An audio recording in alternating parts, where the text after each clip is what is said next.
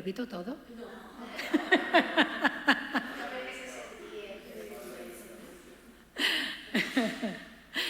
Pues Inma nos va... Uy, qué fuerte, ¿no? Nos va a descubrir a María Campo Alange. Del mismo modo que Campo Alange dedicó parte de su trabajo al reconocimiento y visibilización de mujeres artistas, Inma va a hacer lo propio trayéndonos el legado de una pionera española de la que posteriormente se llamarían estudios de género.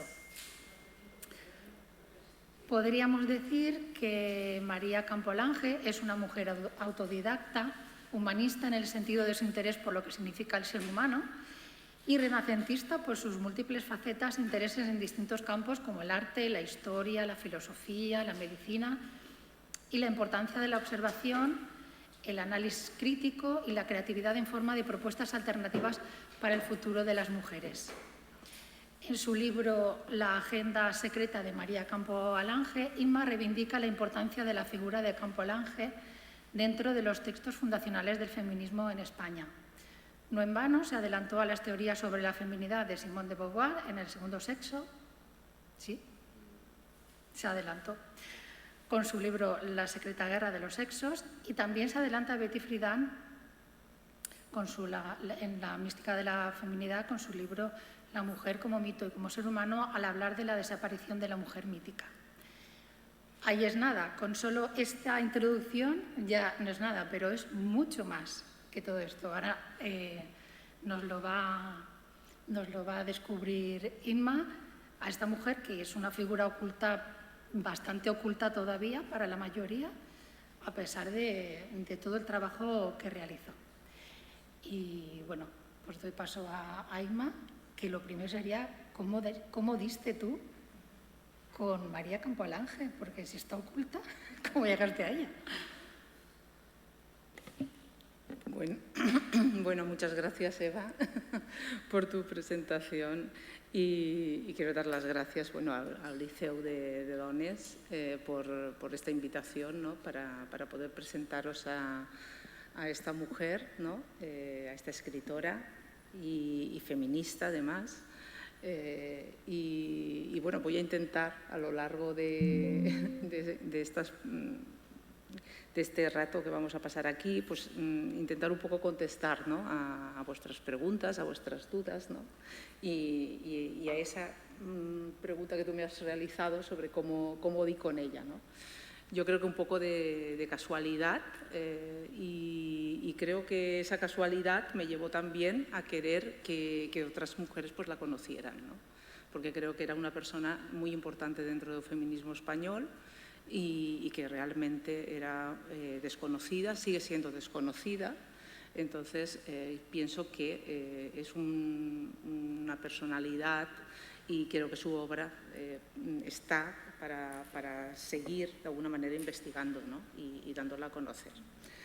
Bueno, os voy a presentar un poco esta autora, ¿no? Ella realmente no se llama María Campo Alange. Ahí ya tenemos esa de esas primeras cosas que las mujeres a veces nos encontramos, y es el encontrar ese nombre propio, ¿no? que nos identifique, porque a veces somos la mujer de alguien, la hermana de alguien, ¿no? La hija de alguien, ¿no? Bueno, pues ella coge esos apellidos de Campo Alange, pero ella realmente es María Lafite y Pérez del Pulgar. Ella pertenece a una familia alta de Sevilla, entonces una familia noble y bueno, ella realiza de alguna manera, tiene una vida pues, muy privilegiada, ¿no?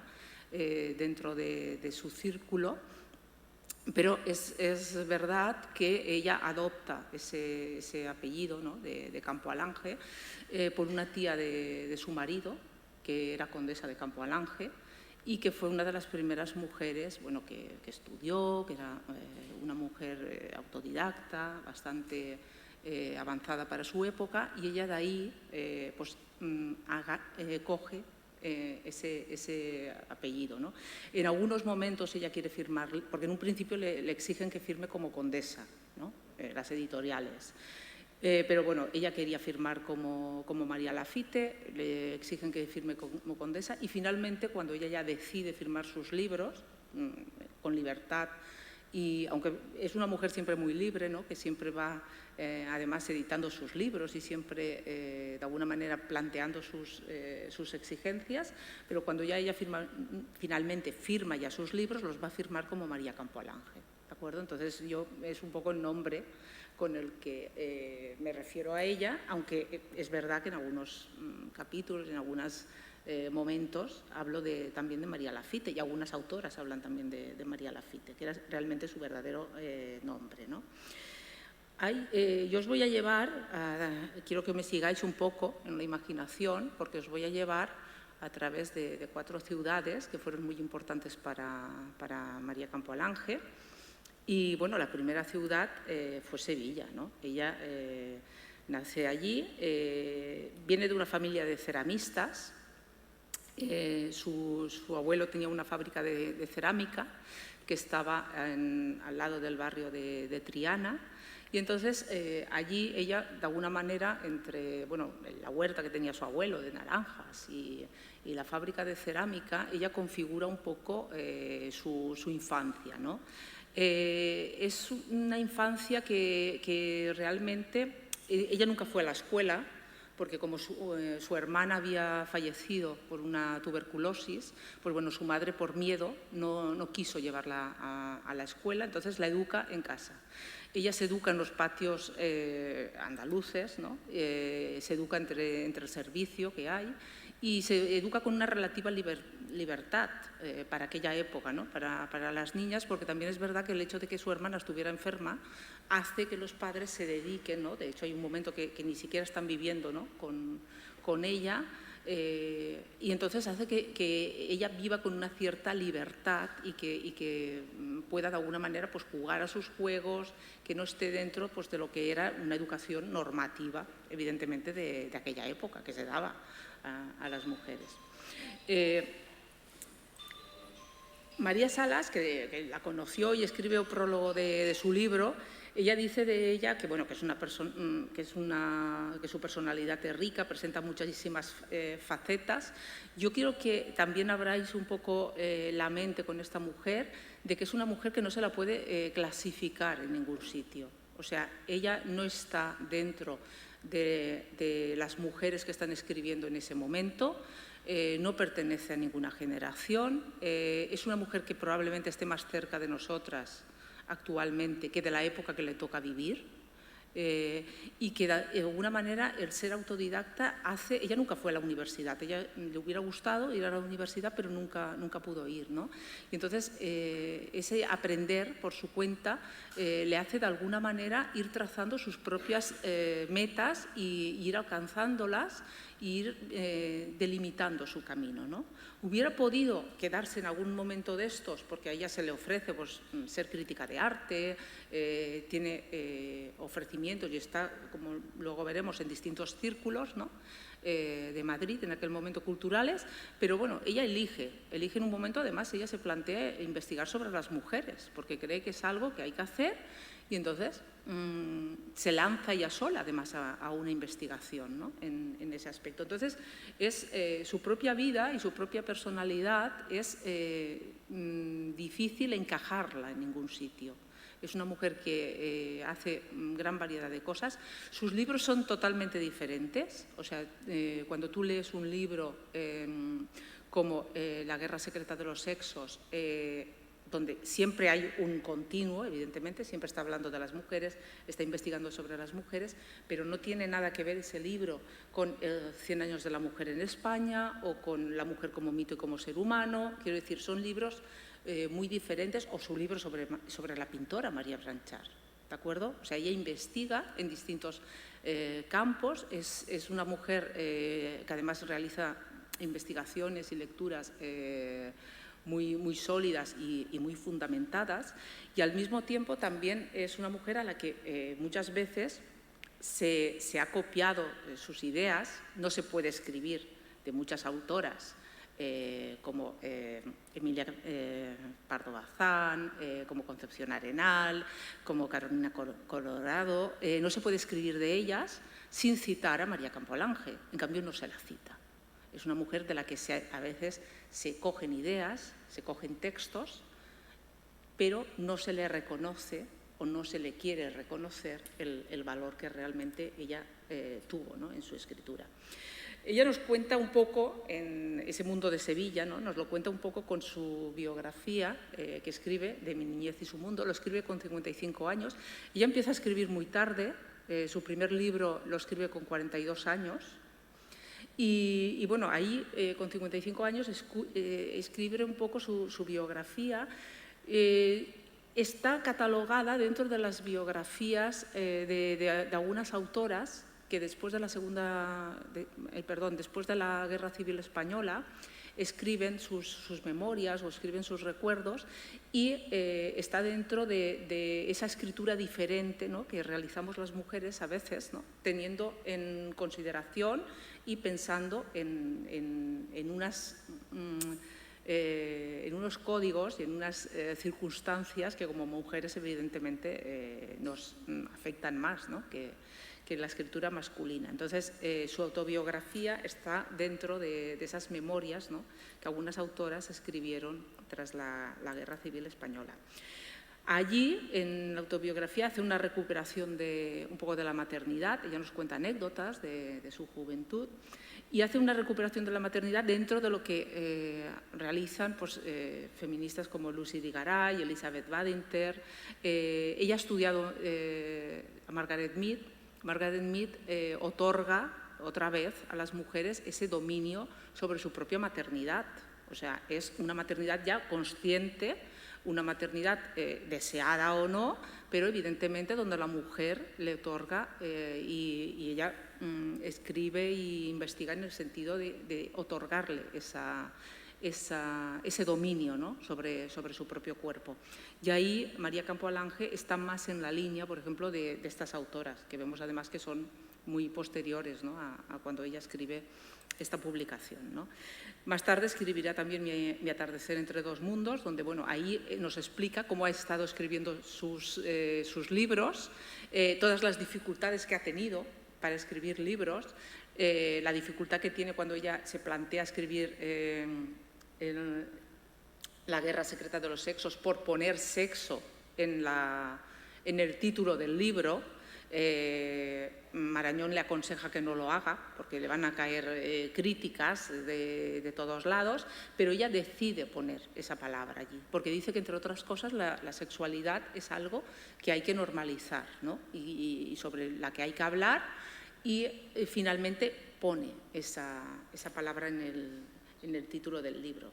Bueno, ella se casará muy joven, dejará Sevilla, ¿no?, y se trasladará a Madrid, ¿no?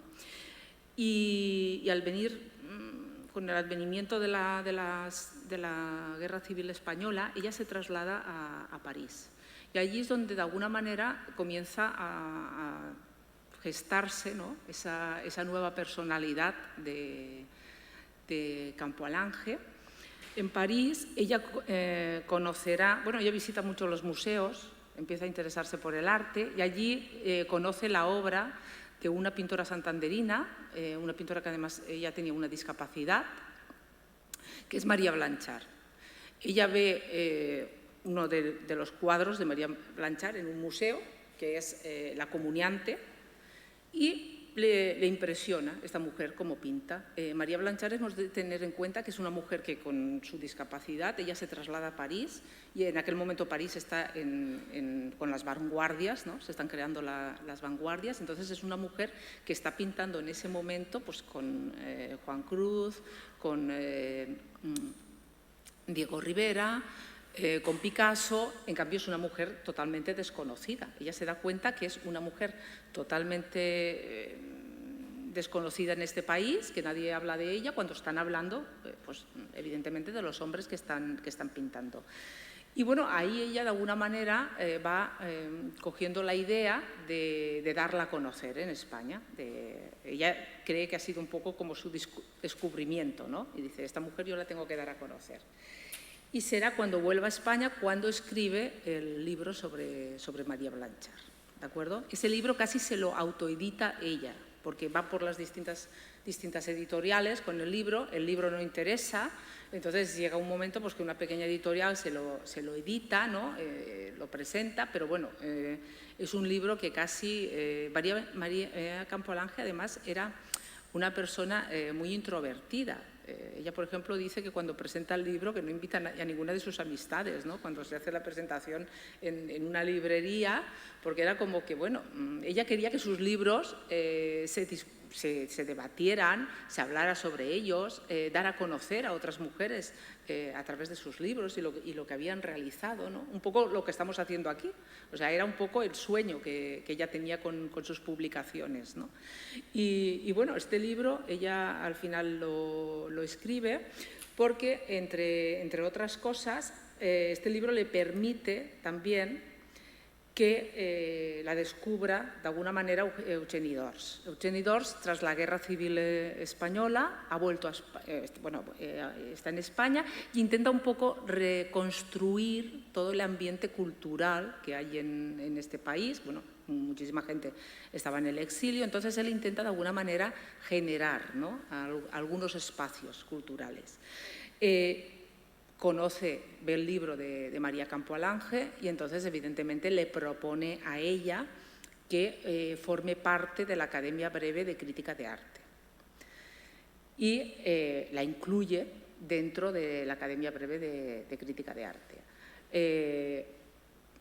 María comienza a trabajar de alguna manera con Eugenie d'Ors, comienza a hacer también pues, inclusiones de conferencias, ¿no?, sobre autores, sobre pintoras, pero la propuesta que le hace Eugenie d'Ors de ser crítica de arte, pues ella le dice que no.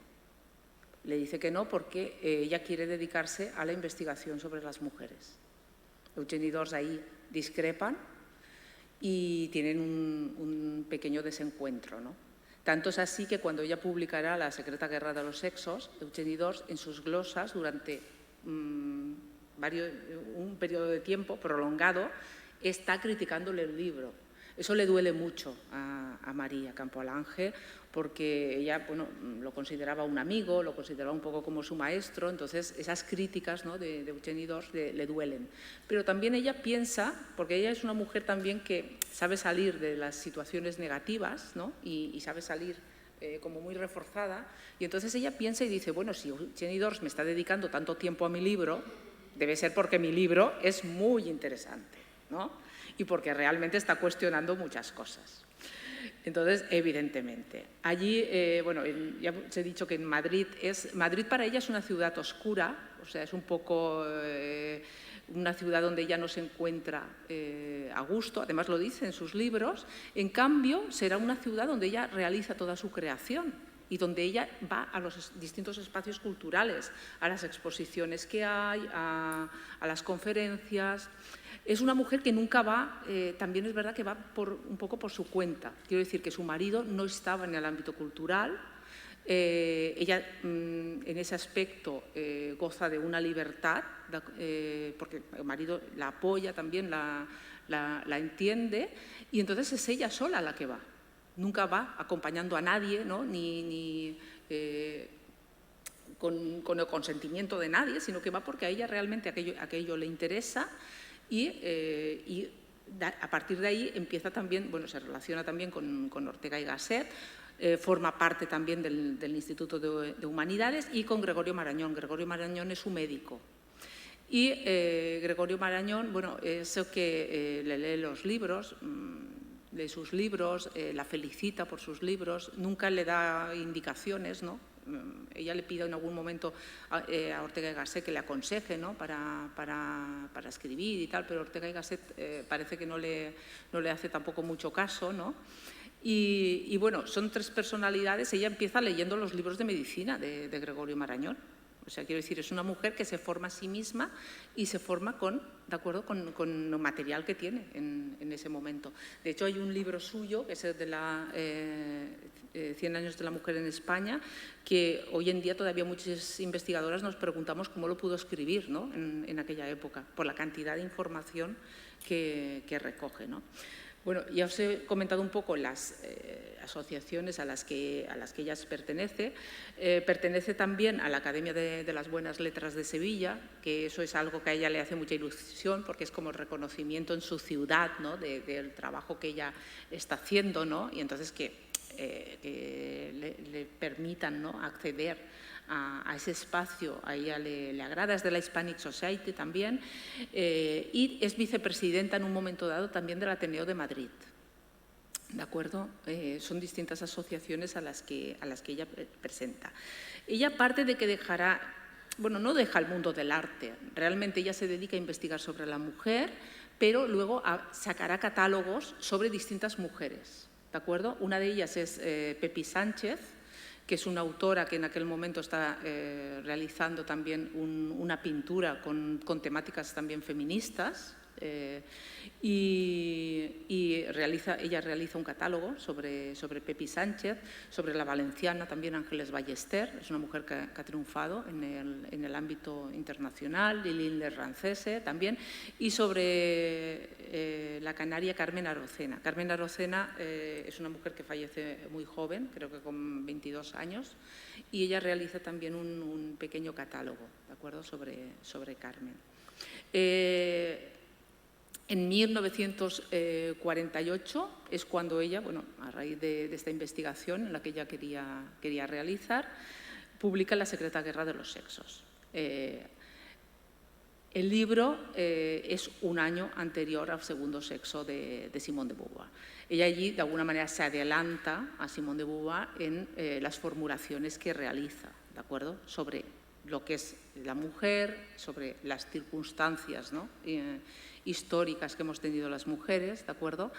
Y cuando más tarde se publicará el segundo sexo en Francia, ella lo lee en francés, porque ella leía francés, y ella en uno de los prólogos de la secreta guerra de los sexos, que tiene distintas ediciones, introduce unas palabras de Simone de Beauvoir. Ella es una mujer que siempre va a introducir la creación también de otras mujeres. Quiero decir que nunca genera, en ese aspecto, practica la sororidad, porque ella incorpora, ¿no?, las ideas de otras mujeres y las incorpora dentro de su ideario también, ¿no? Y entonces cita, en uno de los prólogos, cita a Simone de Beauvoir, y además es como que ella dice, mira qué bien, ¿no?, hay mujeres ya que están también investigando, ¿no?, como yo. Ella quiere, a lo largo de su vida, sentir de alguna manera o encontrar, ¿de acuerdo?, espacios donde poder hablar de sus libros, porque estos espacios donde ella estaba, culturales en la ciudad de Madrid, ya hemos visto que eran espacios muy masculinizados, donde es verdad que había mujeres, pero había muy pocas mujeres. Ella era una de las pocas que había y a las que evidentemente no tenían voz y ya no podía de alguna manera generar un diálogo, ¿no?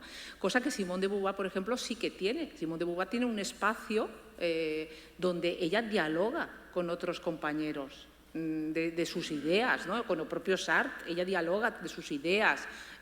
Sartre le da también otras versiones de las cosas. En cambio, María Campoalange no. María Campoalange está en espacios culturales, ella va aprendiendo cosas, va leyendo, pero no tiene nadie, de alguna manera, con quien dialogar, con quien generar pensamiento, ¿no? Que es algo importante a veces que tenemos que tener. Bueno, yo os he puesto algunas de las preguntas que ella se hace, ¿no?, sobre lo que es lo femenino, ¿no?, y de sus palabras, os las he ido poniendo un poco aquí, ¿no? Y bueno, ella se nutre, evidentemente, también de las ideas de Simone de Beauvoir. Se va a nutrir de las ideas de dos grandes autoras. Yo creo que se adelanta a esas dos grandes autoras. Una es Simone de Beauvoir, por una parte, y la otra será Betty Friedan. La obra de María Campo Alange se adelanta a estos dos grandes, ¿no? Esas dos grandes figuras de lo que será la segunda ola del feminismo, ¿de acuerdo? En la formulación de La secreta guerra de los sexos se adelanta a Simone de Beauvoir y más tarde con su libro Habla la mujer, donde hace también un estudio estadístico, allí se va a adelantar también un poco a Betty Friedan con La mística de la feminidad, ¿de acuerdo? El libro que ella escribe. Entonces, bueno, os he dejado algunas de las frases también de Simone de Beauvoir. Esas dos vertientes, por una parte la francesa y la americana, están dentro de las publicaciones, de las ideas que encontramos en María Campo Alange, ¿de acuerdo? Ella conocerá a Betty Friedan en el año 75, porque Betty Friedan viene a España y da dos conferencias, da una conferencia en Barcelona y otra conferencia en Madrid. Entonces, en la conferencia de Madrid está María Campo Alange allí. Betty Friedan es mucho más joven que María Campo Alange. Betty Friedan en ese momento tendrá unos puede que 50 años y María Campo Alange ya tiene pues 75, ¿no? Ella reconoce en Betty Friedan que es una líder, ella dice que es una líder. Betty Friedan además sabéis que ella se caracterizó por tener un activismo, ¿no? Por crear un movimiento Now, ¿no? Pero hemos de pensar que anteriormente a que Betty Friedan creara un movimiento Now, en España ya teníamos el Seminario de Estudios Sociológicos sobre la Mujer que había creado María Campo Alange. Entonces, por eso digo que es una mujer que se adelanta muchísimo y con las circunstancias, evidentemente, que teníamos en este país. El seminario nunca tuvo una autorización oficial y ellas estuvieron trabajando, estuvieron sacando publicaciones y además fue uno de los interlocutores, ¿de acuerdo?, en la época de ya la democracia, ¿no?, cara al gobierno, ¿no?, para generar algunos cambios legales, ¿no?, en este país. Entonces, bueno, ella se adelanta, quiero decir, no es una activista como fue Betty Friedan, ¿no?, que la vemos ahí con pancartas, ¿no?, con salir a la calle, pero sí que es verdad que de alguna manera ella sí que estuvo influyendo, ¿de acuerdo?, en temas a veces políticos o en temas que evidentemente influían en la calidad de vida de las mujeres y en sus derechos, ¿no? Cuando llega, Jorge Mañach yo os he puesto ahí una imagen de la entrevista que le dedica, porque él es un escritor cubano y él, en una de las visitas que realiza a España, hace entrevistas a distintas personalidades y en un momento dado él dice en esta entrevista, o sea, yo no podía irme de España sin entrevistar a María Campo Alange. Y él le realiza una entrevista que se publica en la revista de Occidente. Ahí tenemos una foto de ella, ¿no? Quiero decir, es una mujer que empieza a ser conocida en círculos internacionales también.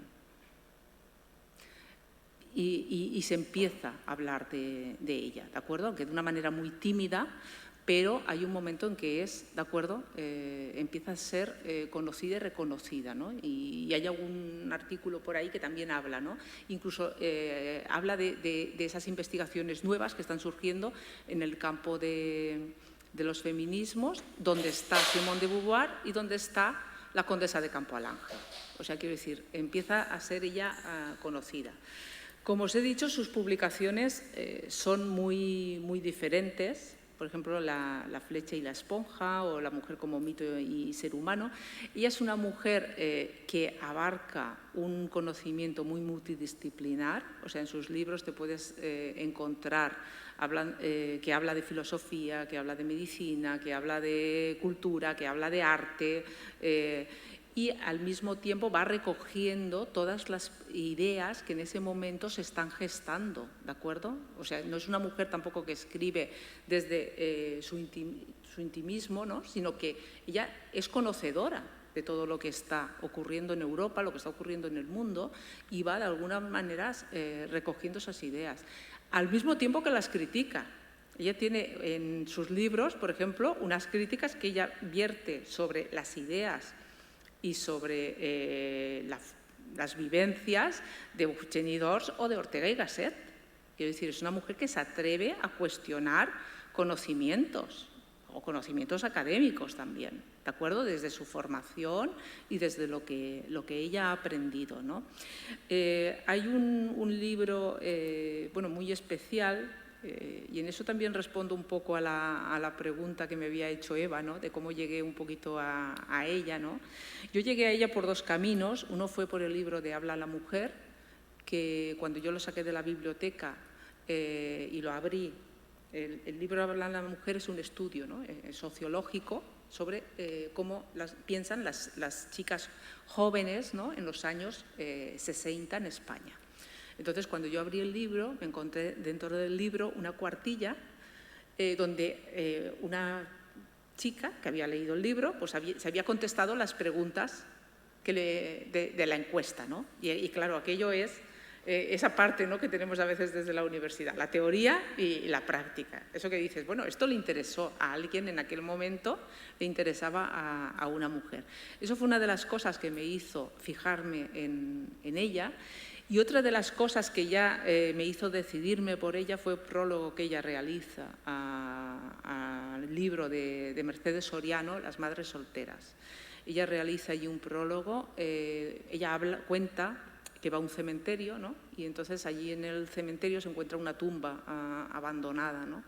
Y entonces le pregunta, ¿no? al hombre que está allí en el cementerio, esa tumba a quién pertenece, ¿no? Y este hombre le dice, bueno, esta tumba es de una mujer que era una madre soltera, ¿no? Y entonces falleció por el parto, ¿no? Y entonces ella le dice, bueno, pero está muy abandonada, dice, aquí habrá gente también, ¿no? A lo mejor que se habrá suicidado, que se habrá... Y dice, sí, ¿no? Porque era la única tumba que estaba realmente abandonada, ¿no? Entonces ella hace una reflexión ahí sobre esa soledad, ¿no? En la que a veces estamos las mujeres y esa crueldad a veces que nos llega a las mujeres incluso aunque estemos muertas, ¿no? Esa pregunta de por qué nos odian tanto, ¿no? Y ese prólogo fue ya el que me dio también, ¿no? Junto con la investigación, me dio ese punto de decir, tengo que seguir con esta autora, tengo que darla un poco a conocer, ¿de acuerdo? Y además, cuando la doy de alguna manera o en alguna conferencia, me gusta también dar a conocer las mujeres a las que ella descubrió, ¿de acuerdo? Como son Pepi Sánchez, como es María Blanchard, ¿vale? Que todavía solo hay un cuadro de María Blanchard en el Museo Reina Sofía, solo hay un cuadro expuesto de ella, cuando es una pintora de renombre internacional y muy conocida, pero bueno, tenemos que seguir de alguna manera trabajando.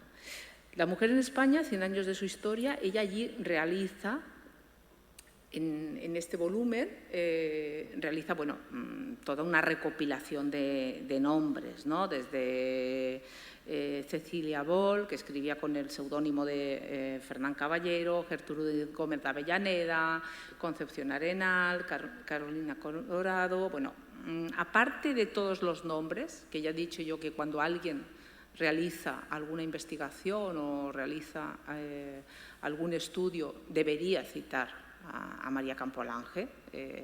Aparte de toda esta recopilación, ella en este libro hace dos cosas muy importantes y es fijarse en la condición de muchas mujeres que evidentemente ya pertenecía a una clase social elevada, pero que ella en este libro aborda por una parte el tema de la prostitución, qué está ocurriendo con las mujeres y en qué situaciones ejercen la prostitución, y por otra parte el tema de las amas de cría, las mujeres que comerciaban con su leche y a las que se contrataba para que amamantaran, ¿no? a otros niños.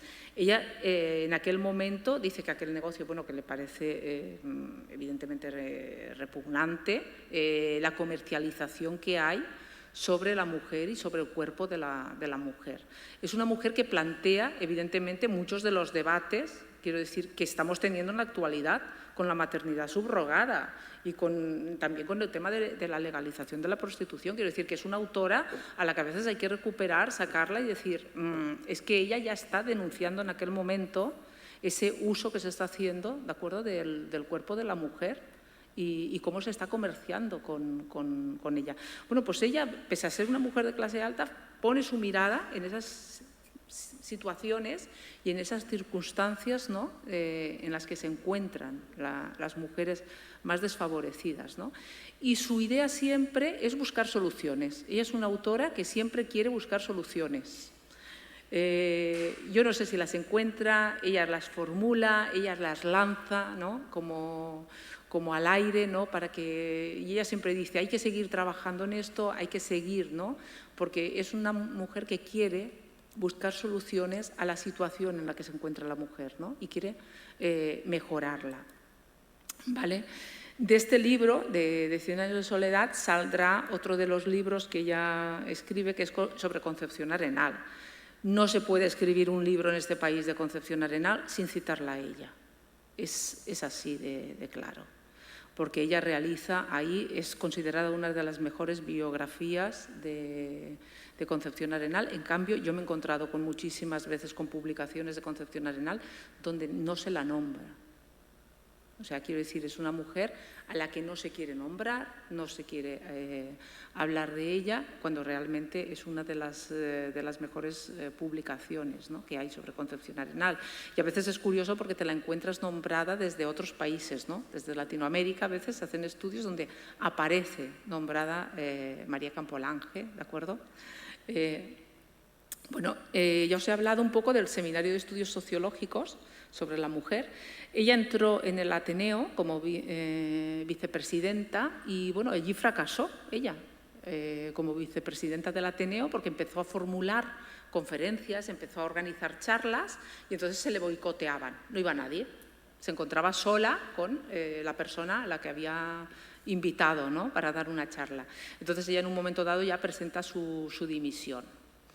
El Ateneo, bueno, es un lugar cultural en Madrid donde evidentemente se realizaban, bueno, pues muchísimos políticos habían habían sido socios del Ateneo, donde tiene sus salas, donde de alguna manera a veces se configuraba un poco la política, ¿no?, y se diseñaba un poquito la política de este país. Bueno, ella al final termina dimitiendo de su cargo y, como os he dicho, es una mujer que no se queda con el fracaso, ¿no?, sino que a partir de ahí dice, bueno, pues genera y funda el Seminario de Estudios Sociológicos sobre la Mujer en 1960. En este momento, Betty Friedan todavía no ha creado el movimiento Now en Estados Unidos. Os lo digo para que os hagáis la perspectiva de dónde estamos. Ahí ella recurre a distintas mujeres, además mujeres de tendencias políticas, ideológicas diferentes, como puede ser, por ejemplo, Lili Álvarez, Consuelo de la Gándala, Elena Catena, bueno, y intenta generar un grupo de investigación, ¿de acuerdo? Este será un poco el germen de lo que después van a ser los institutos feministas de las universidades. Es un grupo que se reúnen donde a veces se invita a hombres para charlas o para algún tema de investigación y donde empiezan a investigar sobre distintos temas. Ellas lanzan distintas publicaciones, ¿de acuerdo? Una de ellas será el de Habla la mujer, resultado de un sondeo de la juventud actual, donde preguntan a las mujeres jóvenes, estamos hablando en el 67, qué son cosas importantes para ellas, o sea, cómo ven las relaciones sexuales, cómo ven el tema del matrimonio, cómo son las relaciones con sus padres, si les gustaría trabajar, ¿de acuerdo? Y a partir de ahí recogen toda esa información y la vierten en una publicación, ¿de acuerdo? Es una investigación cualitativa y cuantitativa. En aquel momento, investigaciones cualitativas donde recogieran las voces de las propias mujeres, cero, o sea, no había. No existía. Estamos en la actualidad realizándolas, pero no en aquel momento. Ella ya lo hace, o sea, ya pone la voz de esas mujeres, lo que exigen, lo que piden, las necesidades que tienen. Realiza otro libro, que es Diagnosis del amor y del sexo, sobre qué está ocurriendo, ¿no?, de acuerdo con la sexualidad. Está en el 77. Ellos realizan distintos artículos periodísticos. El seminario tiene una actividad muy activa, ¿de acuerdo? Incluso una actividad en lo que será el cambio del Código Civil español, para formular otras propuestas. Y bueno, yo una de las conclusiones que María Campolange aparecen en sus libros y que ella dice que esta mujer española, ¿no?, esta mujer de los años 60, ella dice que es un híbrido desconcertante, ¿no?, porque es una mujer que está todavía arrastrando, ¿no?, las tradiciones del siglo XIX, de principios del siglo XX, y al mismo tiempo se tiene que enfrentar a un mundo ya muy cambiante, ¿no?, con unas ideas evidentemente cambiantes a las que tiene que adaptarse, ¿no?, pero que no termina de soltar, ¿no?, ese lastre, ¿no?, de tradición que arrastra. María Campolange siempre dirá que cambiar la cultura es esencial y es muy difícil, es muy complicado. Es como los cambios tecnológicos nos llegan antes, los aceptamos, pero cambiar las ideas sobre las que se sustenta la cultura, que a veces es lo que hay que hacer realmente, ella dice que eso es un proceso muchísimo más lento, ¿no? Y a veces nos estamos sustentando en formas culturales que corresponden evidentemente a épocas pasadas, que no tienen motivo de ser en la actualidad, pero que las seguimos de alguna manera manteniendo. Bueno, yo os he dicho que me acompañarais a lo largo de estas ciudades que fueron importantes para María Campolange, Sevilla, París, Madrid y también Nueva York. Ella en Nueva York, ella realiza distintos viajes allí y ella dice que en Nueva York es donde ella se siente libre, ¿no?, en las veces que va. En Nueva York ella está allí conociendo también el mundo cultural, los pintores que hay allí en Nueva York. Quiero decir que es una mujer que no es que viaja solo de placer, sino que ella llega y se involucra, ¿no?, de alguna manera en los espacios culturales que hay, y de allí vuelve con un libro muy curioso donde ella retoma un poco el mundo del arte, y es de Altamira a Hollywood. María Campolange es una mujer que está muy pendiente siempre de las ediciones de sus libros, ¿no?, y de cómo se editan, cómo son las imágenes, qué formato tienen. En 100 años de la mujer en España, por ejemplo, ella dice que tiene un formato demasiado grande, ella quiere un libro más pequeño para que las mujeres lo puedan leer, lo puedan debatir, y entonces de Altamira a Hollywood a ella no le termina mucho de gustar el título, pero bueno, yo lo veo más un título más a lo mejor más actual, ¿no?, que a lo mejor de su época, ¿no? En su época a lo mejor hubiera sido más tratado de la pintura o a lo largo, o de la cultura a lo largo de la historia. Yo lo veo un tema muy actual. Y bueno, allí hace una explicación un poco de cómo ha sido la visión de la mujer dentro del arte, ¿no?, cómo se ha ido de alguna manera configurando, ¿no?, y cómo ha sido también oculta, ¿no?, y no visibilizada. Y bueno, y ella realiza, no sé si lo veis bien, pero bueno, ella realiza hasta su propio croquis, ¿no? Ella es una mujer muy, sí, en ese aspecto realiza su infografía y la pone en el libro. Es una mujer que se adelanta a muchísimas cosas, por eso digo, es una autora que yo creo que estaría más próxima a nosotras que a la época que le tocó vivir. Esta mujer es una mujer que está creando sola, o sea, debatiendo ella sola sus ideas consigo misma, no sabiendo si va en el camino correcto o no, viendo a veces luces por ahí como Betty Friedan y dice, uy, pues parece que sí, ¿no?, que mi camino, que lo que yo estoy investigando es correcto, pero creo que estaría más en la línea, ¿no?, de lo que estamos actualmente. Ella siempre pone su visión también sobre los más desfavorecidos, y en este libro, por ejemplo, habla de un fotógrafo que es Lewis Hine, que realizó unas fotografías sobre las condiciones de vida de los niños en Estados Unidos, los niños empezaban a trabajar y bueno, ahí tenéis una niña trabajando en unos telares.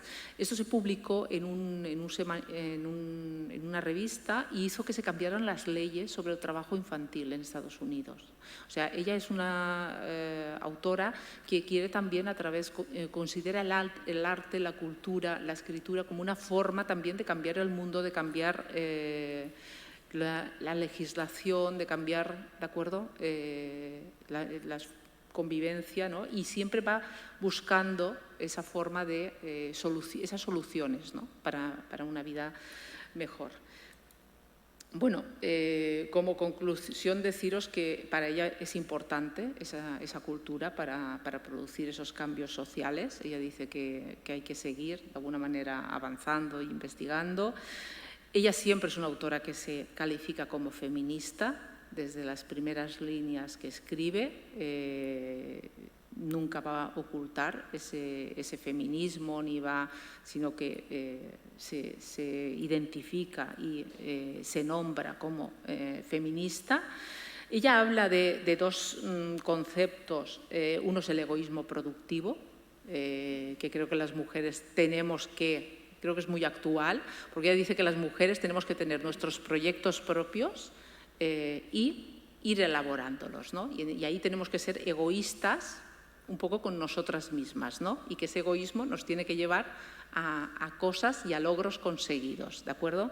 Creo que es un concepto muy actual y que deberíamos poner más en práctica, de vez en cuando acordarnos, ¿no?, de María Campolange y de su egoísmo productivo.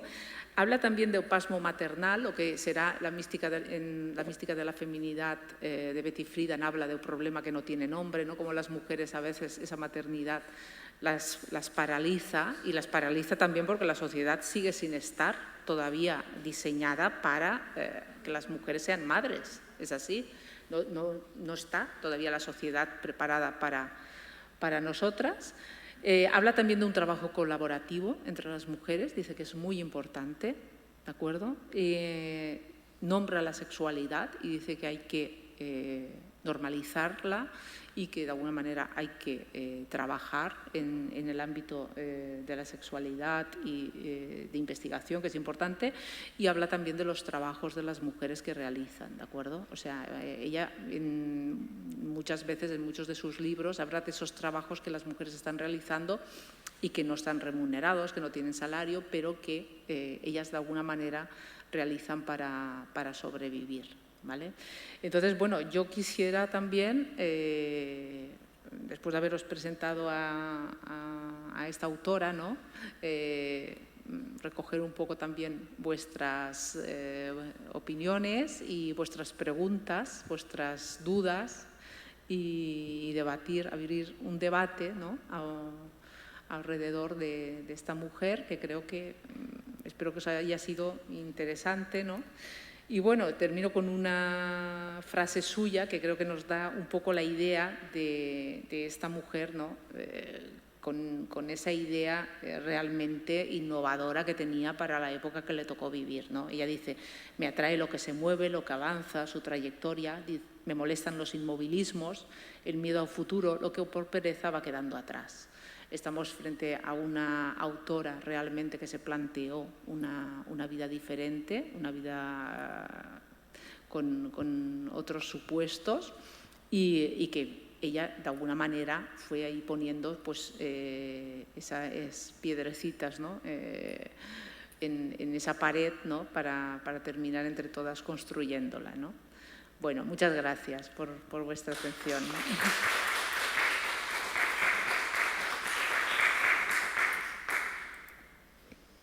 ¿Quiere hacer?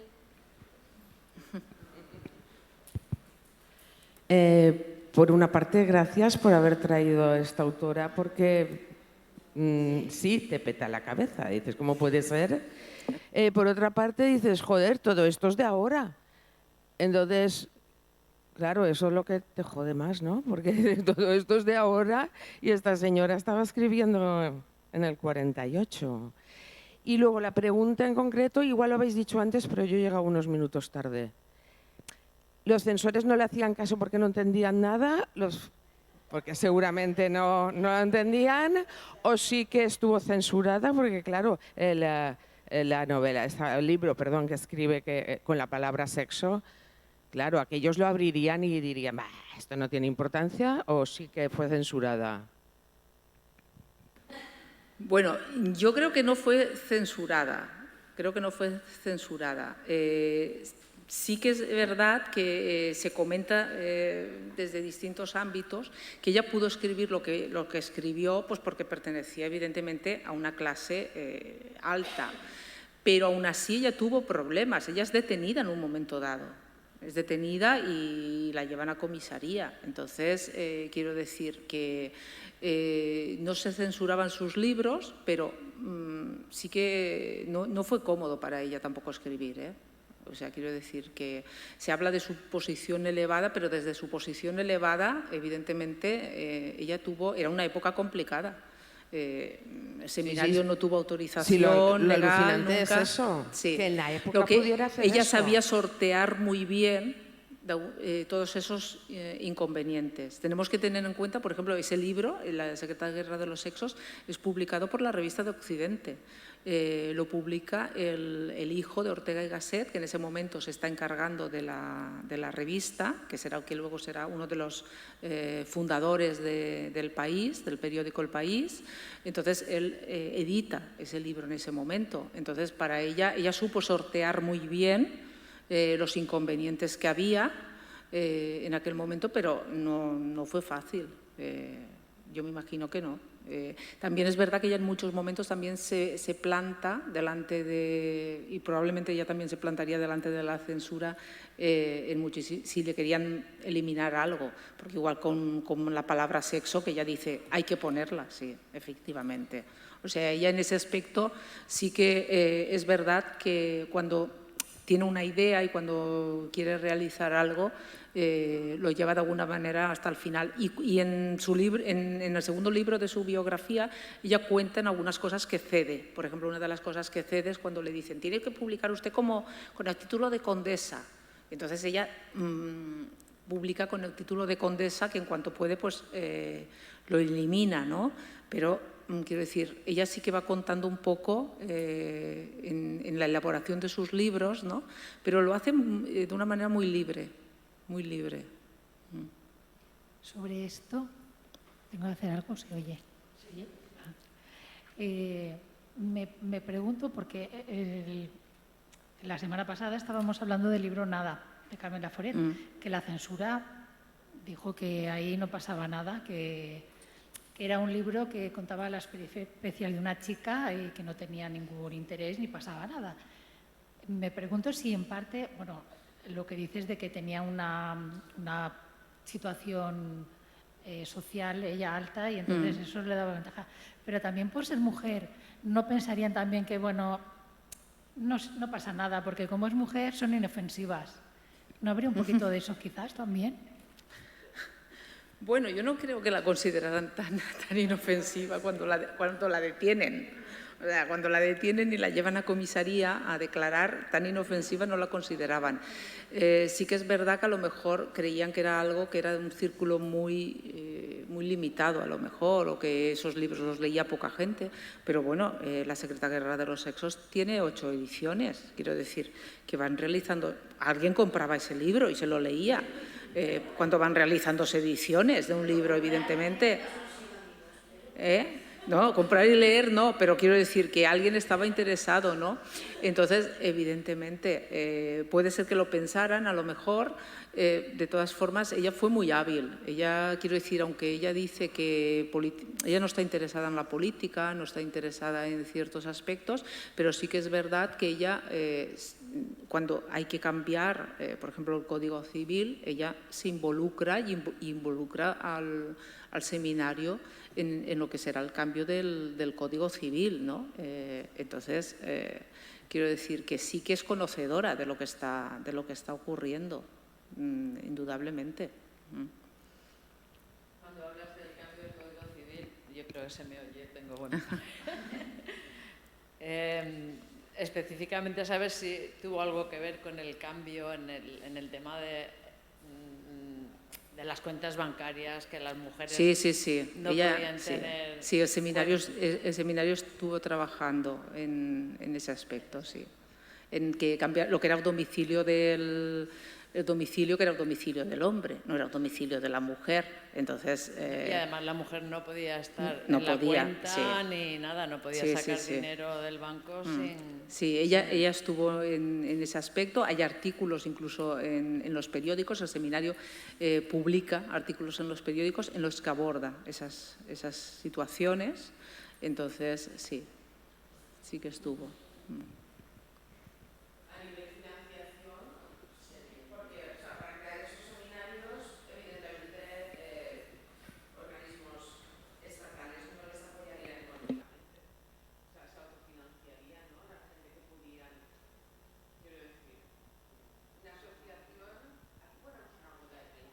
Bien, pero ahí que estaban haciendo estudios, o sea, a nivel financiación, ¿lo conoces? Porque No había financiación. claro, O sea, era sí, se reunían en su casa. Vale. Entonces, ellas se reúnen en su y las casa. publicaciones también económicamente se las pagarían. Las publicaciones las presentaban editoriales. Por ejemplo, la de Diagnosis del amor y del sexo la publica Plaza y Janés. O sea, vamos a ver, las publicaciones tienen una calidad. Entonces, cuando evidentemente las presentan a distintas editoriales, las editoriales las publican. A ella Sí. le publican La secreta guerra de los sexos en la revista de Occidente, no porque sea condesa ni porque sea de una clase alta, sino porque el libro evidentemente tiene un peso muy potente y en la revista de Occidente se dan cuenta. Sí. No me refiero a sus libros. Que, o sea, Sí, a la duda. investigación. O sea, No. O a lo que se hacía en sus reuniones, en el seminario. No. Y de hecho había reuniones donde ellas invitaban, supongo que las personalidades irían de forma gratuita, ¿no? Porque ellas invitan a gente como Castilla del Pino, invitan también a Pinillos, a Aranguren, entonces les invitan a dar conferencias y me imagino que sería de forma gratuita. Lo que hacían, y lo que ellas hacían también lo hacían de forma gratuita, ¿no? O sea, no hay una remuneración ni hay... Y entonces su trabajo, de alguna manera, en aquel momento no tiene una recompensa económica. ¿Hablo yo? ¿Puedo hablar? ¿Hay alguien? No, sí, era... me hace gracia, ¿no? Porque al escucharte hablar de ella me recuerda pues a lo que les pasaba precisamente a las del Liceo, un club femenino, y que me gusta muchísimo cerrar este ciclo contigo, que ya lo habíamos hablado de lo interesante que es, porque es como un retomar de el conocimiento de las mujeres, el que en la Segunda República se perdió porque llegó la dictadura, y que después ella retome esa posibilidad de hablar bueno, pues de nuestro pensamiento, de nuestros trabajos, de la cultura que queremos cambiar, de la transformación desde el feminismo. Y bueno, era un poco eso, el enlace ese. No sé si tú también lo aprecias así, no sé si ella tuvo algo que ver, las tiene en cuenta, pero es otra vez, pues bueno, el intentar retomar, ¿no? Y que estamos siempre con como las curvas de glucosa, para arriba, para abajo. Oye, de verdad, esto es un rollo. Y de hecho ahora nos está pasando algo parecido, ¿no? Ahora el feminismo estamos viviendo una situación de bajón, y ahí estamos, ¿no? Bueno, pues en la curva de bajada. Pero bueno, ella, por ejemplo, como yo he llegado tarde, ¿no? Porque estaba en otro rollo que era preciso. Pero me sabe mal haberme perdido y me gustaría preguntarte cómo conociste a esta autora, que igual lo has dicho ya. Sí. Vale, perdón. Luego le hacemos un resumen. Vale, perdón.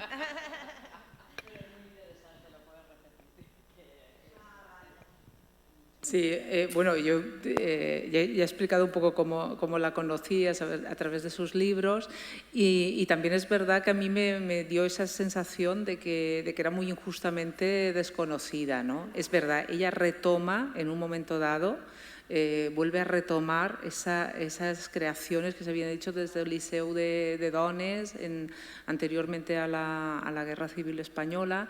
Entonces ella vuelve otra vez a querer crear esos círculos, ¿no?, de cultura, de generar debates, de pensamiento y evidentemente ella era conocedora, es una mujer que conoce y que se informa, que investiga, quiero decir que está al tanto, ella está al tanto de las últimas ideas que hay europeas, quiero decir...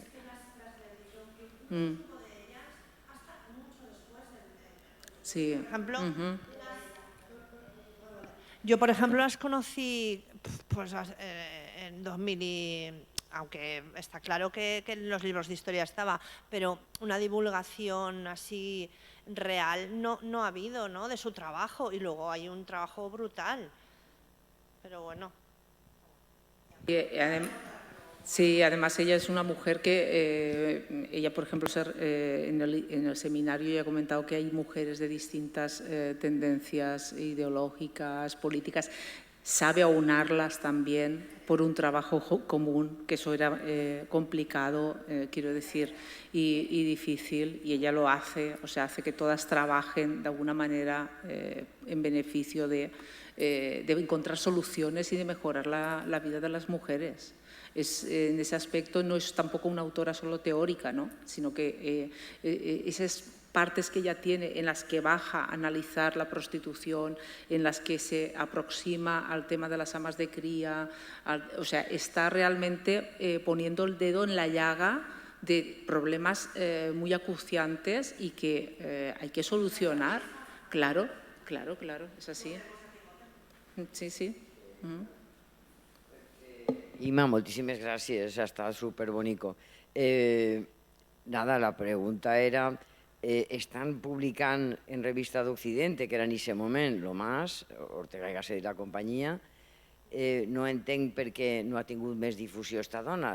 Tu has tingut documentació sobre el voler ocultar-la realment, que la volien d'alguna manera que no se visibilitzara la seva feina. Tu has tingut documentació sobre això o podries contar alguna més sobre aquest tema? Gràcies.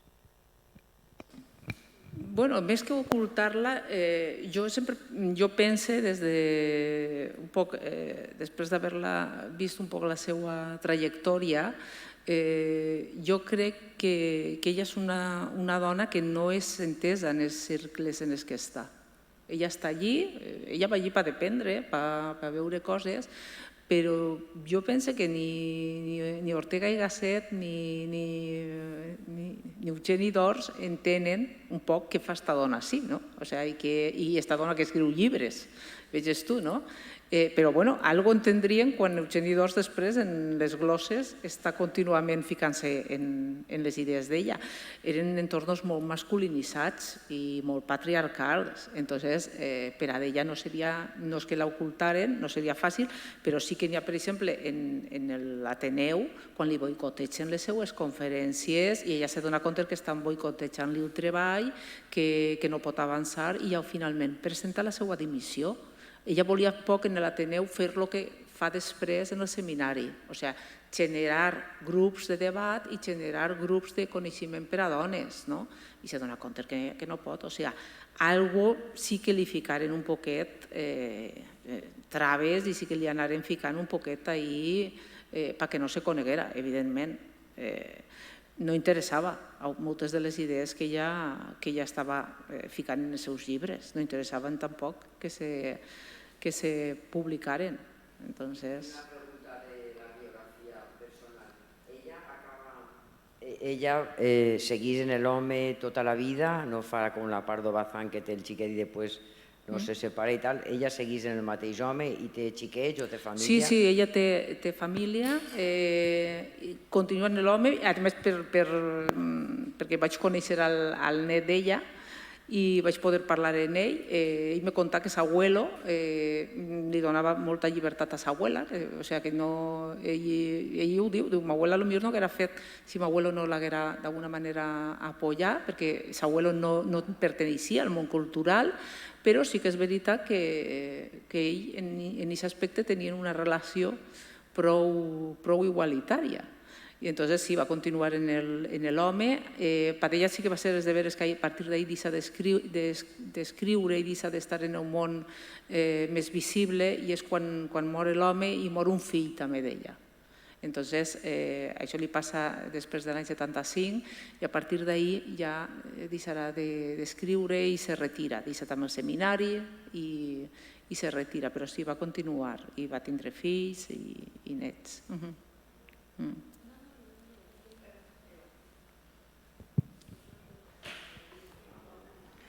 Hola, Inma. La verdad es que a mí me ha encantado la frase de Eludi cuando ha dicho me va a petar la cabeza, porque es tal cual, porque me ha dado la sensación de esta mujer, todo lo que hizo en su época, lo gran reconocida que fue fuera de España, ¿no? Fue en su momento, es decir, ha sido la gran desconocida, en su momento tuvo problemas, pero es que ahora mismo sigue siendo una gran desconocida, ¿no? Haciendo tanto temas interdisciplinares que has comentado, como haciendo investigaciones sociológicas de ese calibre, con investigación quanti, quali, que ahora mismo está muy de moda lo quali, ¿no? Pero todavía nos está costando entrar ahí y ella ya lo hacía en su momento y ya fue, bueno, increíble esta mujer. Eso por un lado, ¿no? Porque yo he estudiado el máster en estudios feministas y tal y no recuerdo haberla oído, ¿no? Con todo lo que ha hecho en España, entonces por un lado sigo alucinada, ¿no? De que estemos todavía así. Por otro lado me ha llamado mucho la atención lo que has comentado, ¿no? Que fue avanzada, ¿no? Le avanzó a Simone de Beauvoir, a Betty Friedan. Ella sí que luego hizo un acto de sororidad, ¿no? Porque ella reconoció, ¿no? El trabajo de Simone de Beauvoir, la citó en sus prólogos en ediciones posteriores. Recibió la misma sororidad por parte de estas mujeres tan reconocidas, es decir, Simone de Beauvoir conocía el trabajo de María y la llegó a citar en algún momento, ¿no? Betty Friedan, lo mismo, conocía su trabajo y la llegó a citar, ¿o no? ¿O siguió estando ya oculta dentro de España? No sé si lo sabes. Bueno, Betty Friedan yo creo que no conoció su trabajo, pienso que no lo conoció.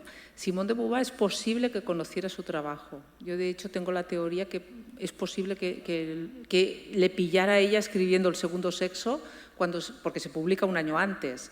Simone de Beauvoir es filósofa, ella conoce la revista de Occidente, conoce las ideas de Ortega y Gasset, entonces que ella estuviera al tanto de que se había publicado en España un trabajo de una mujer, pues podría ser que ella lo conociera, pero no la citan nunca, ¿no? Quiero decir que no se encuentra citada. Y se encuentra muy poco citada por feministas también, ¿eh?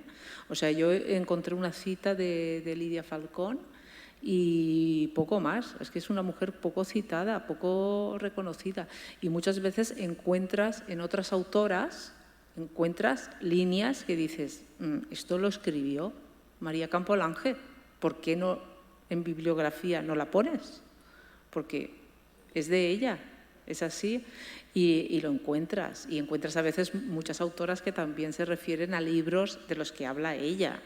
Y hay como no querer hablar de ella, no querer citarla, es como alguien que quedó ahí, ¿no? en el olvido, ¿no? Y que luego cuando empiezas a leer te das cuenta que tiene unos textos muy actuales. O sea, son textos en los que hoy pueden generar, ¿de acuerdo?, debate y podemos ir a esas fuentes.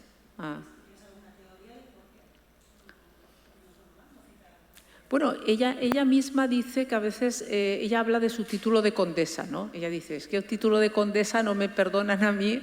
Y ella dice, bueno, hay otros autores, León Tolstoy también era conde, dice, esto que en los hombres, ¿no? Ella en algún momento dice, bueno, esto que en los hombres parece normal que un conde escriba, pues parece que una mujer, es que hasta esto tampoco... Entonces ella dice que puede ser por eso, ¿no? Que a lo mejor el título de condesa hace que no sea tan conocida. De todas maneras, ella, ya digo que era una mujer muy tímida luego con sus libros. O sea, ella no los presentaba a sus amistades. No. Ella lo que quería es que alguien debatiera sobre sus libros y que esas ideas, ¿no?, se fueran de alguna manera quedando, ¿no?, y cambiando y investigando, ¿no? Entonces, quería a lo mejor algo que en aquel momento, pues evidentemente, era a lo mejor… Por eso digo, es una autora a lo mejor más que hoy, por ejemplo, a lo mejor con los medios de comunicación. Ella hizo televisión, participó en programas de televisión. Sí, ella hizo programas de televisión. Entonces, quiero decir que es una mujer que está más cerca de nuestra forma de pensar, de nuestra forma de ver las cosas, que a lo mejor de aquel momento, ¿de acuerdo? Ella además habla, por ejemplo, del cine también, hace un análisis de distintas películas del cine, de películas además como son Emanuel, Historia de O también, en su libro, y realiza un análisis sobre estas películas, sobre la sexualidad, sobre el uso que se hace a veces de las protagonistas. Entonces, quiero decir, es una mujer que realmente cuando empiezas a ver, dices, es que pertenece más al siglo XXI que al que le tocó vivir, ¿no? Entonces, en ese aspecto, tampoco pertenece a las generaciones de mujeres que en aquel momento están escribiendo. Hay, por ejemplo, Carmen Laforet, ella es premiada con su libro Nada. María Campolange no escribe como Carmen Laforet. Quiero decir, yo pienso que ella es incomprendida por los hombres y también por aquellas mujeres, ¿no?, de los años 50 y 60, que es cuando ella está haciendo su producción literaria. O sea, no pertenece a esos… No pertenece a ese tiempo, pero porque se adelanta, porque ella con sus ideas se está adelantando al tiempo que le ha tocado vivir. Por eso había que darla a conocer.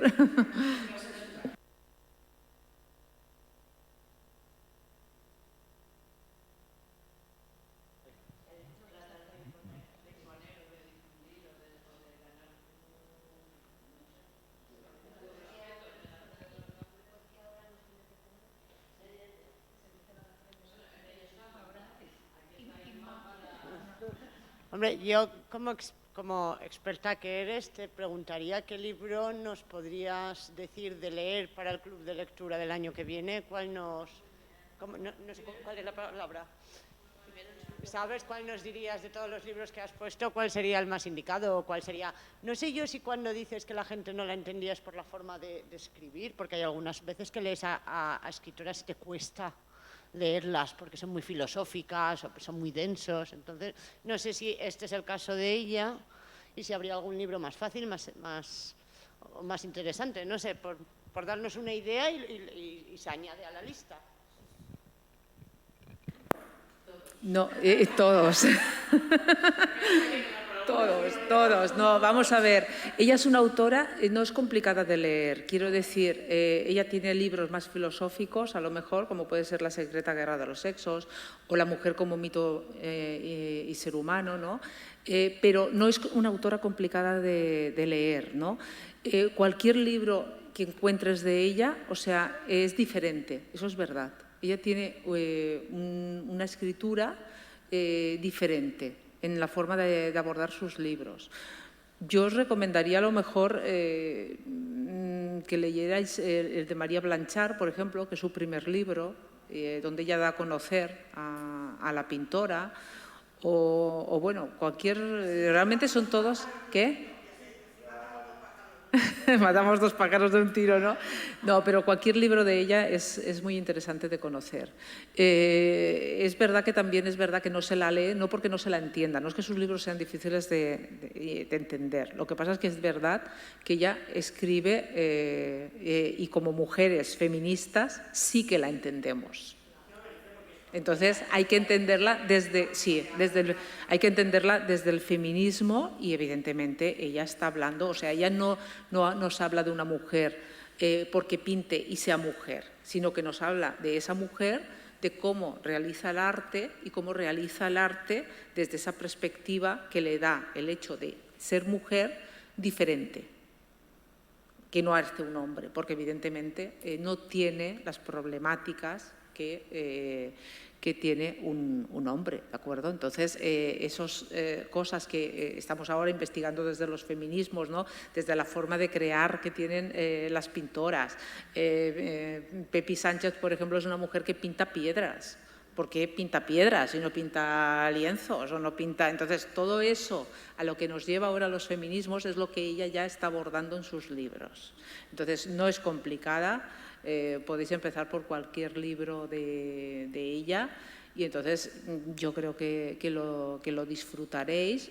Son libros, eso es verdad, difíciles a veces de encontrar, ¿no? Es decir, que se encuentran más a veces en ferias de segunda, de libros de antiguo, son difíciles a veces de encontrar, pero creo que con cualquiera de sus libros podéis disfrutar. Quiero decir que tiene, y bueno, yo para mí uno de los que también más me gustan es de Altamira Hollywood.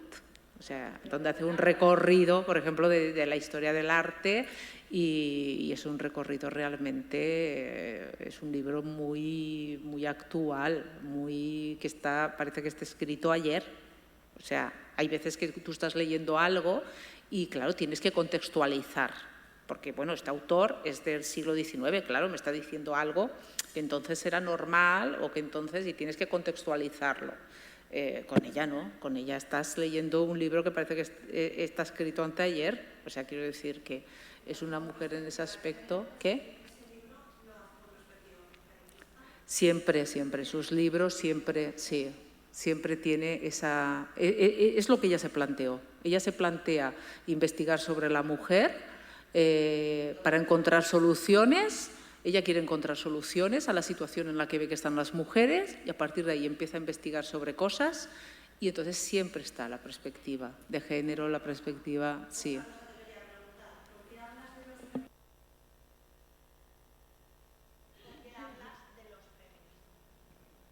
¿Por qué hablo de los feminismos? Porque creo que ella conjuga a lo mejor, ahí se adelanta también a esa forma quiero decir, de generar idea. Nos llama la atención cuando se habla de los feminismos porque en realidad intentamos desde el feminismo, teoría, cimentarlo como una teoría. Es que si es los feminismos podemos perdernos mucho. ¿Puedo decir ahora lo que yo quería decir de cabreo, que no era una pregunta? Bueno, un poco sí, pero ahí respondes sobre todo, porque ella ha dicho que me cabrea en el punto donde estamos, que estamos en el mismo punto en el que estaba, ¿no? Y tú has dicho debates que todavía están abiertos, ¿no? Como que hablaba y criticaba la prostitución o el uso de las mujeres para... Son debates que están abiertos, que está bien que estén abiertos porque políticamente X. A mí lo que me cabrea mucho es que digan que están abiertos dentro del feminismo, porque eso es gente que no ha leído a feministas. Entonces, enlazando con estas dos cosas, la problemática que se genera cuando se habla en ese plural, ¿no? Que a lo mejor sí que ha habido debates o ha habido aproximaciones o caminos distintos para llegar al mismo objetivo, pero que genera esta problemática en la que estamos ahora, de decir que son problemas internos, que no es verdad. No hay dos feminismos, es uno. O sea, es un poco el que, yo que sé, que no se nos abran puertas por ahí, que se nos van abriendo, sí, y que entra de todo, ¿no? A ver, no. Estos debates no están abiertos, no los tenemos claros. Lo que intentamos es que entiendan el resto del mundo lo que se debe hacer o lo que queremos que se haga porque es lo justo, ¿no? Digo yo. Bueno, te contesto un poco. Yo cuando hablo de feminismos hablo desde un sentido más integrador, ¿de acuerdo? O sea, desde lo que es la diferencia a veces de ideario o a veces, y entonces hablo desde un sentido de más de fomentar el diálogo que de, evidentemente, líneas separadas y irreconciliables, ¿no? Lo hago un poco desde ese contexto de integrador y de querer abarcar dentro de las ideas, ¿no? a todas esas diferentes formas a veces o pequeños matices dentro de un mismo debate o de la misma idea. Quiero decir que es en ese aspecto. Yo te quería... ¿Se oye? yo te quería preguntar, a raíz de esto, de los feminismos y todo, hemos mencionado antes lo del nombre del libro, que utiliza la palabra sexo. Y leyendo el libro ponía que ella, perdón, pretendía que esa palabra dejara de estar denostada o que se le cambiara el tono a la palabra y que se normalizara su uso. Y yo, pensando en eso, pensaba que ahora justo la palabra sexo se está queriendo borrar. Entonces nos vemos en la misma situación por distintas circunstancias, pero en la misma situación. O sea, ella sacaba sexo para visibilizar el sexo femenino y todas las problemáticas que nos envuelven, y ahora se pretende todo lo contrario, invisibilizando la palabra sexo, y se cambia y se borra también, de otras maneras, utilizando la palabra género en vez de sexo. Y así dejamos de hablar de la problemática de las mujeres. Eso fue. Ella quería que consideraba que había que abordar el tema del sexo y había que, evidentemente, investigar y por eso ella dice hay que normalizar esto, de que esto se hable. Y todas conocéis lo que ha ocurrido a veces cuando en escuelas se ha querido introducir educación sexual, se ha querido hablar, o sea, todo mundo, somos conscientes de lo que ocurre cuando se quiere hablar de esto y de las problemáticas que se encuentra la gente con las publicaciones, seguimos ahí. O sea, seguimos en ese intento de querer normalizar algo que ella también consideraba realmente importante. ¿Es así? Ahí sí que hay que diferenciar, como dice Ana. A mí me quisieron borrar la palabra sexo del título de una conferencia en Italia y me decían, pues género, yo no quiero poner género, el problema es sexo. Y me decían que allí no se entendía. Yo creo que allí hay todavía menos debate que aquí.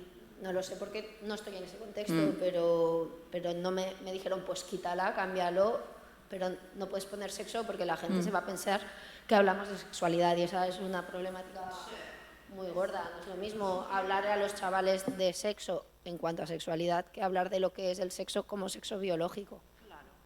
Mira, ejemplo, para mí básico y que lo he entendido siempre así. Amelia Valcárcel tiene un libro que se llama Sexo y Filosofía. Y no se habla de sexualidad. Es un ejemplo, ¿no? Pero a mí me lo ha aclarado siempre. Cuando tienes alguna duda, mira, el título del libro. Yo creo que, yo he aprendido bastante de María Campolange y una de las cosas a veces que he aprendido es que una cosa es el diálogo, el debate que podemos tener, las investigaciones que realizamos a veces, donde evidentemente colaboramos y que a veces ocurre cuando te plantean algo que dices, esto no, cuando te plantean la censura, ¿no? Que es lo que le planteaban a ella, ¿no? Y entonces a veces yo creo que aprendemos cuando conocemos a algún personaje a través de su biografía y una de las cosas que aprendí yo de María Campolange es que cuando me generaban esto no, era, pues ahora eso sí, ¿no? Ahora eso sí, ¿no?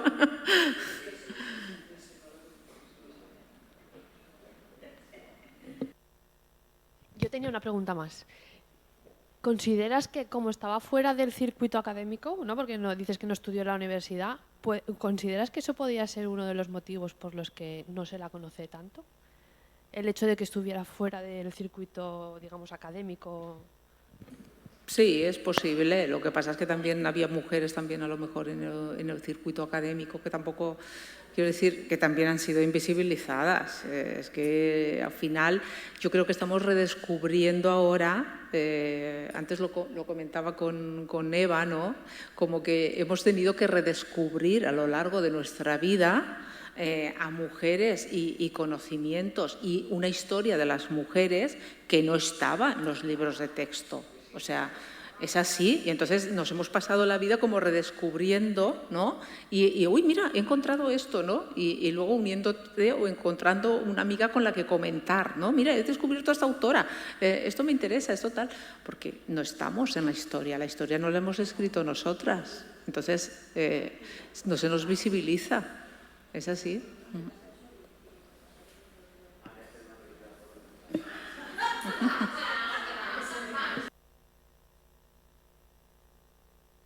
Bueno, ¿alguna pregunta más o algún comentario? ¿Alguien quiere aportar algo más? ¿No? Bueno, pues entonces te damos las gracias por contribuir a traernos, a contribuir a una de las labores del feminismo, que es rescatar la genealogía feminista, traer a las mujeres que han aportado, pero bueno, mujeres que a lo largo de la historia pues no nos han llegado, están ocultas, a pesar de su tremendo trabajo, porque es impresionante lo que hizo esta mujer. Y gracias a tu libro nos la descubres y bueno, a darle difusión a María Campolange, porque a darle el reconocimiento que merece por toda su labor, bueno, y a ti por el libro. Muchas gracias. Muchas gracias, Eva, y gracias a vosotros por vuestra participación, ¿de acuerdo? Claro que sí.